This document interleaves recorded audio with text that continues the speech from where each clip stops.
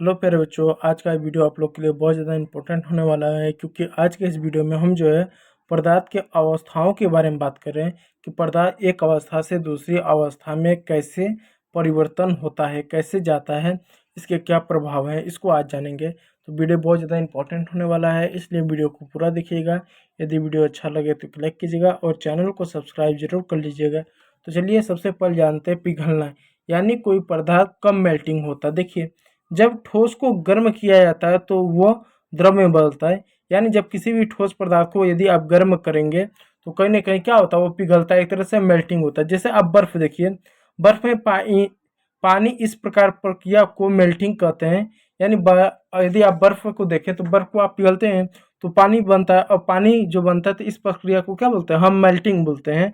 अब देखिए, वाष्पीकरण को जानते हैं। वाष्पीकरण क्या है, जिसको वेपोराइजेशन बोलते हैं, वेपोरेशन बोलते हैं। वेपोरेशन का मतलब होता है वाष्पीकरण। जब द्रव को और अधिक गर्म किया जाता है तो वह गैस में बदलता है। यानी जब द्रव को यानी और अधिक गर्म किया, जैसा पानी है ना, जब पानी को आप खौलाते हैं तो क्या होता है, वो वाष्प में बदलता है, गैसों में बदलता है। और इस प्रक्रिया को क्या कहते हैं, वाष्पीकरण कहते हैं। जैसे पानी वाप भाप इस प्रक्रिया को क्या हम वाष्पीकरण कहते हैं। ठीक है। अब देखिए, तीसरा होता है जमना। कोई वस्तु कब जमेगा, जब द्रव को ठंडा किया जाता है तो वो ठोस पदार्थ बनता है। जब किसी भी द्रव पदार्थ को ठंडा किया जाता है तो 0 डिग्री सेल्सियस पर क्या होता है, वो जो होता है क्या होता है, बर्फ बनता है। इसको हम क्या जमना कहते हैं। ठीक है दोस्तों, चलिए अगला है संघनन, जिसको कंडेंसन कहते हैं। जब गैस को ठंडा किया जाता है, यानी जब दोस्तों गैसों को ठंडा किया जाता है तो द्रव में बदलता है। यानी गैसों का द्रव में बदलना, इसको संघनन की प्रक्रिया कहते हैं, इसको संघनन कहते हैं। चलिए, ऊर्ध्वापतन, ऊर्ध्वतापन क्या होता है, कुछ ठोस पदार्थ बिना द्रव बने सीधे गैस में आ जाता है। यानी कि दोस्तों कुछ ऐसे ठोस पदार्थ होते हैं जो द्रव नहीं बने, सीधा गैस में आ जाते हैं। जैसे आप कपूर की गोली ले लो, कपूर की गोली, नेपथिन ले लो, ये ऐसी गोलियां होती हैं जो ठोस से सीधा द्रव में ठोस से सीधा गैस में आ जाती है, द्रव बनता ही नहीं है। इस प्रक्रिया को ऊर्ध्वपातन कहते हैं, इस बात को याद रखिएगा। अगला आता है जमा वाष्पन। जमा वाष्पन क्या होता है, जब गैस सीधे ठोस में होता है। जमा वाष्पन का मतलब होता है जब कोई भी गैस सीधा क्या बदले, ठोस में बदले, ना कि द्रव में। जैसे देखते हैं कि जब आप खाना वाना बनाते हैं तो बर्तन से क्या एक तरह से धुआं निकलता है, गैस निकलता है, उसको ऊपर प्लेट रख देते हैं ना, तो नीचे आपके पानी की बूंदे दिखाई देती हैं। लेकिन वो क्या होता है, वो वाष्पीकरण हुआ, यानी गैस वाष्पीकरण एक हो रहा, पानी का गैस में बदलना।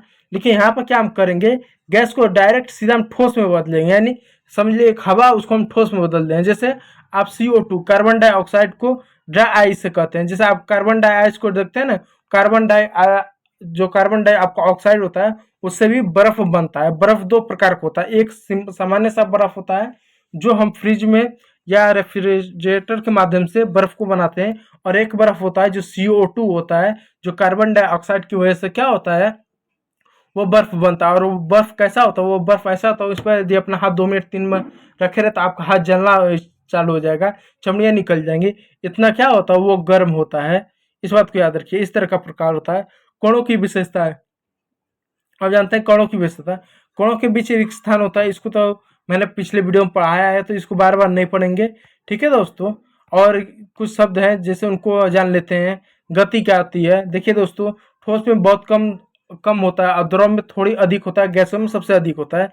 देखिए दोस्तों, जितने भी पदार्थ होते हैं उन पदार्थ के जो छोटे छोटे जो कण होते हैं वो गति करते रहते हैं। इसलिए देखो, जब आप एक कमरे में जाओ और कमरे में एक साइड आप क्या परफ्यूम छिड़क दो, तो कमरे में के एक किनारे आपने परफ्यूम छिड़का है, लेकिन उसका जो सुगंध होगा ना पूरे कमरे में आएगा। क्यों, क्योंकि कण जो होते हैं गति करते हैं। तो जो गैस वाले जो कण होते हैं, जो गैस पर पदार्थ होते हैं ना, उसके कण ज्यादा गति करते हैं, द्रव के कम करते हैं, और ठोस के बिल्कुल करते नहीं, इसलिए ठोस ठोस होता है।